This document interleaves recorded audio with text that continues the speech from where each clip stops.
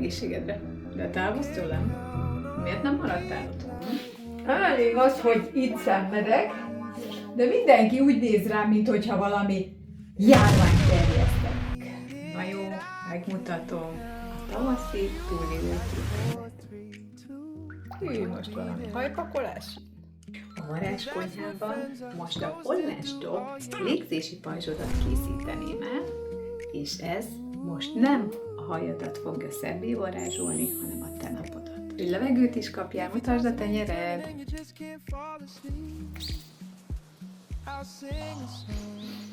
Ha kapok újra levegőt. Mennyivel jobb lehet, és természetes pajzsot, ami segítségedre lehet, írd meg kommentbe, hogy stop, és segíteni fogok, hogy együtt el tudjuk készíteni a te saját pajzsodat.